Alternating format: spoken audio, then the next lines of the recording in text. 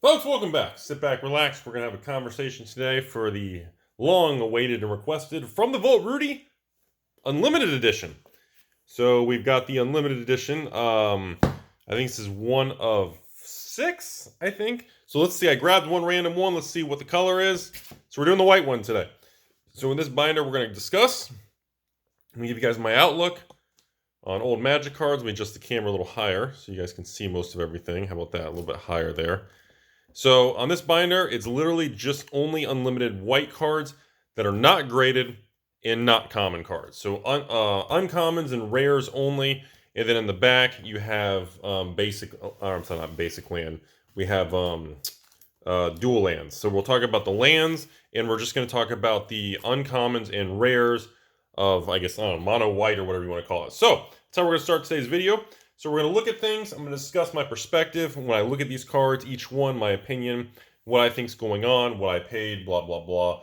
So sit back, relax. Let's have a change of pace today. I know I do these videos about once every 6 months. So here's your semi-annual. All right, starting off with Anime Wall. To be honest with you, terrible card, great artwork, very iconic. Walls were a big thing back in the day. Cheap card. I don't expect much movement on something like that. I'll be honest with you all. All right, Armageddons. This is one of the cards that was always a bittersweet card. You hate it when your opponent plays it and nukes your lands. It's frustrating when cards like that come into play and they're actually cast. It's just ridiculous. So Armageddon cards have actually significantly increased in price. I was buying these cards mostly for about $10 back in the day. Never a big fan of the card just because it just irritates me when you use it in the actual gameplay. I do think there's a lot more room for that kind of card to run, especially the ABU versions on there. Actually, you know what? I should start saying ABU and revise. ABUR, am I right? Urbor? No. Arbor. Whatever. All right, balance. Probably one of the most powerful, if not the most powerful, actual rare in the Unlimited reprint set. Again, I'm not sure what the prices are in 2021 standards, but I remember when these things hit like $20, $30, $40 a card a couple years back, and I was like, oh my god, really that much for an limited edition whiteboard? So it's still something that continues to I think balance is going to be a $500 to $1,000 type rare. I think you can definitely get there. It's just especially because remember, unlimited edition, folks, on a tangent, this is the type of product that was never appreciated nearly as much as it should have been. It was tough to get since it was printed, and the prices stayed stupidly low for a very long period of time. And people want the bold colors over revised. That's always the argument. And the print run is way lower than revised. I'm talking like chop off like what, 90%, 80% compared to revised? It's insane. Blaze of Glory, another really good rare. I'm very surprised it's as cheap as it is. That's always a card that I always felt was significantly underappreciated there. Friendly reminder, I only use a particular type of binders. I only use brand new card sleeves. I never reuse card sleeves. 9-pocket pages. The pages must always be brand new. Never put old or high-end cards in pages that are not brand new and clean, that have dirt or grime. So I always replace and keep brand new. Like literally off camera here, I literally always keep cases of these things to always replace sleeves and pocket pages whenever they do not look perfect. I don't take any chances on that. So, and honestly, like I said, I stopped grading cards a long time ago. This would be the Vault type thing I would pull to grade cards, build complete sets of Unlimited. The original goal was like 30, 40 sets of Unlimited. I actually got pretty close, but I kind of just stopped grading cards years ago. So these are all the raw leftover cards. All right, Blessing. Love the card. Never got any really much appreciation on there. Hang on. Sorry. Hold on. Too soon? Crusades. I'll be honest with you.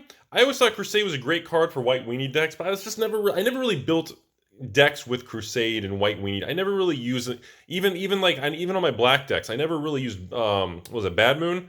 I never really. I don't know. I never really used those particular cards. I always. I guess in my head, instead of having a couple Crusades in my deck, I'd rather have a couple White Knights. Or if I'm building a black deck with Bad Moon, I'd rather have Black Knights and Singer Vampires and, you see what I'm saying? That was always my argument on why I personally wasn't a fan of Crusade.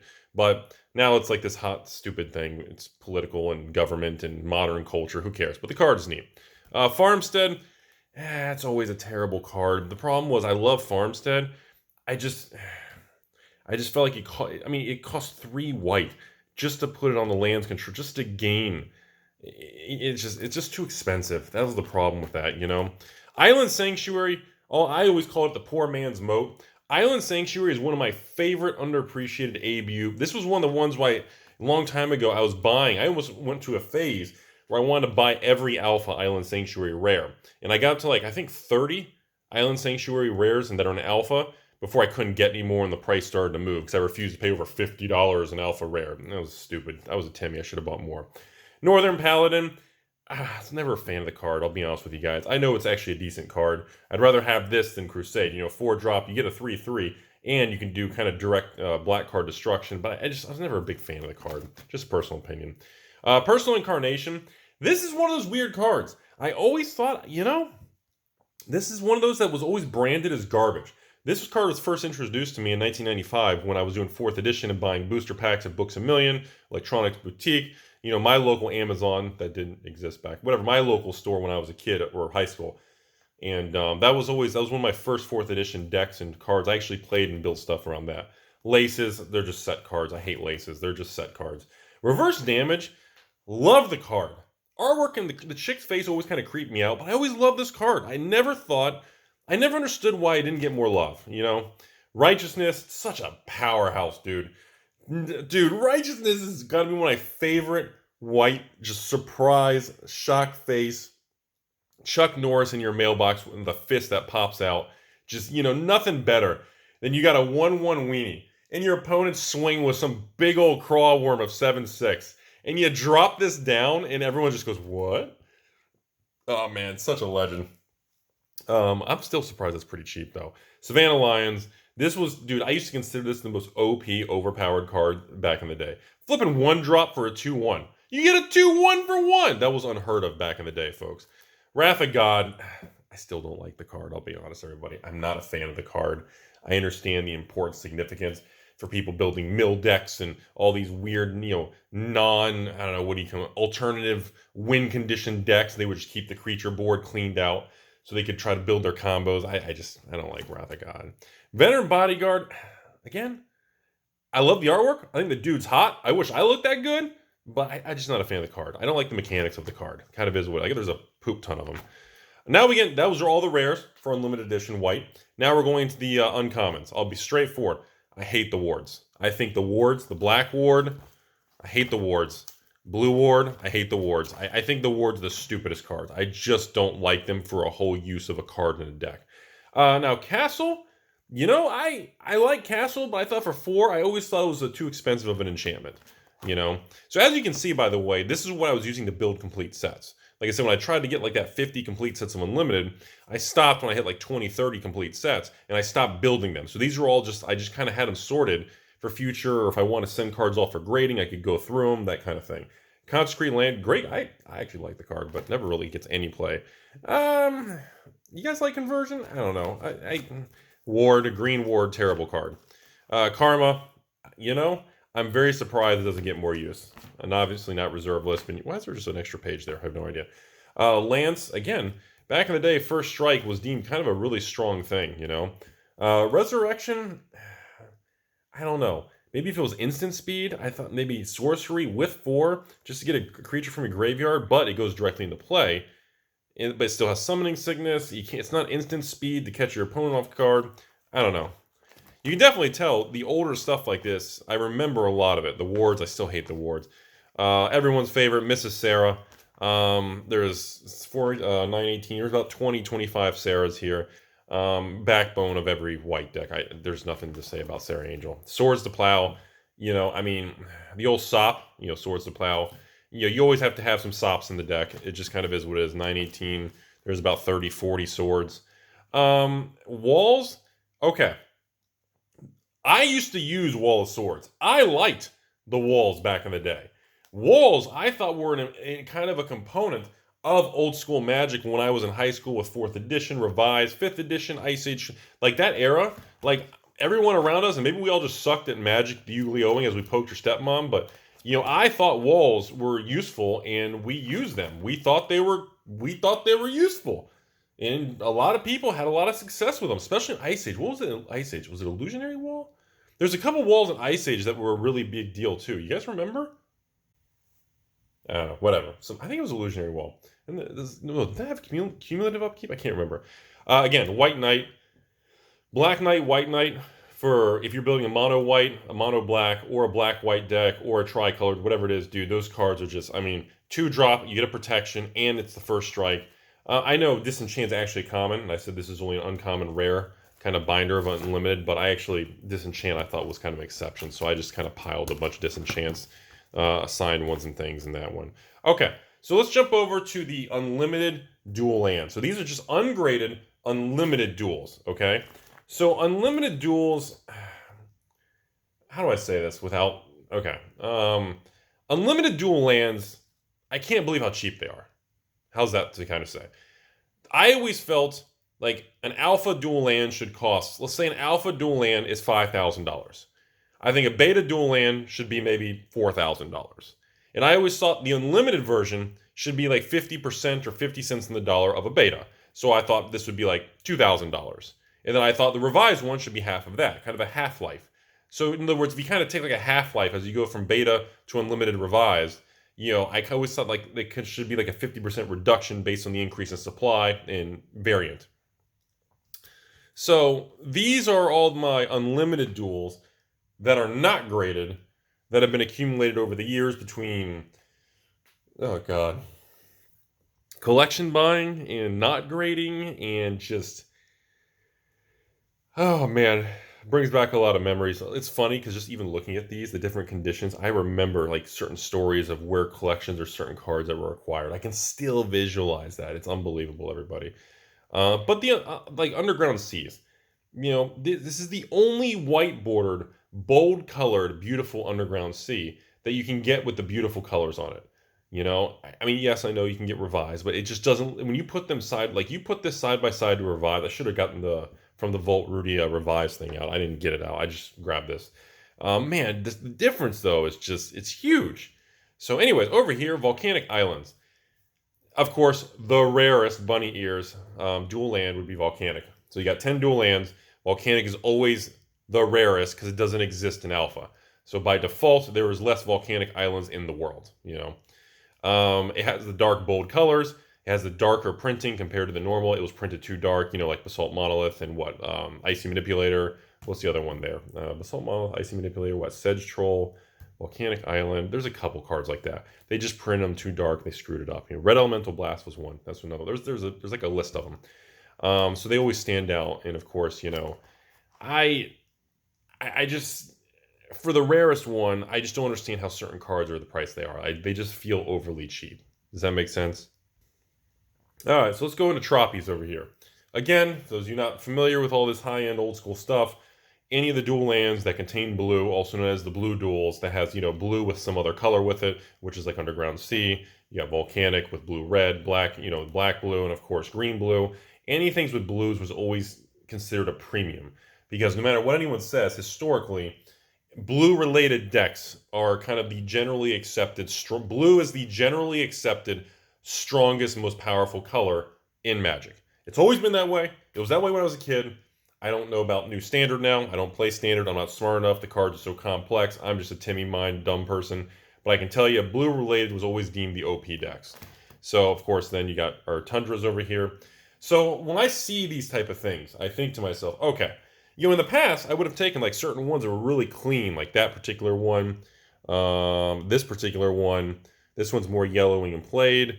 Like here, I can, well, I don't want to pull all out and everything, but I would take the really clean ones and I would eventually make like an order to PSA, try to get some PSA 9s and 10s, and that's the kind of thing I would do a long time ago. Obviously, I stopped grading in the last 2 years. I haven't graded anything at all. So, moving on. If you're new to this kind of stuff, and you have a passion, like I do, with the really, really old cards, and you're really into learning about this kind of stuff, or you want to acquire or build your own position of very high-end old cards, I always recommend a couple things, and that is, you know, take your time. You know, this stuff is a long journey. These are remember, what you're seeing, just this binder, just to inventory and acquire, merge collections and build, and get all the white uncommon rares and all the dual lands, just in this one binder. This binder is a result of over 10 years of buying, accumulation, work, trades. Well, I don't really do trades anymore, but back in the day, trades. So you have to remember, if you're looking at it today, yes, the prices are high. Everything's relative, okay? And guess what? In another 5-10 years, people are gonna be watching this video. Someone's gonna find it in the YouTube universe and be like, "Oh my God, what that? Oh my, look, those dual lands are X amount of dollars." And oh my, yeah, because everything's relative. Doesn't matter if you're talking about a stock, a bond, a real estate, a collectible, whatever crypto you're into, whatever collectible you're into, whether you're slinging stamps, graded currency, video games, coins, cards, it's all relative, okay? So I always recommend, if you're interested in this stuff, you got to go slow, like buy one card a week and slowly just move into it. And yes, some cards you'll pay more than you're comfortable with, and you got to suck it up and deal with it. I can tell you right now, like let's just point to something here. Let's find something I can remember very clearly here. Let's see if we can find something interesting for you guys. What would be a good example here? This really clean Savannah. Here's a really clean off-centered one. This thing's like this is gradable pack fresh, this particular one right here. I don't know if you guys, I really don't want to pull all the sleeves and everything, but this particular Savannah, this sucker's like pack fresh, slightly off-centered. That particular one I remember was in a collection, and I believe that was the only dual land in the collection. And I remember, I think this was a local deal at the card store. This wasn't even through the mail a couple years back. And that was the time the guy specifically wanted, no joke, I know you guys are going to laugh, he wanted like $200 for the card. And I was like, dude, it's a Savannah. It doesn't even have blue in the color. It's not even a blue dual. And the most I was willing to pay was like $50. I know. And again, 5 years ago, folks, I know you're all screaming, Rudy ripoff, what? Remember hashtag Rudy ripoff. It's all right. It's all right. If you put hashtag Rudy ripoff, I know you actually watched the video to the end. Hashtag Rudy ripoff.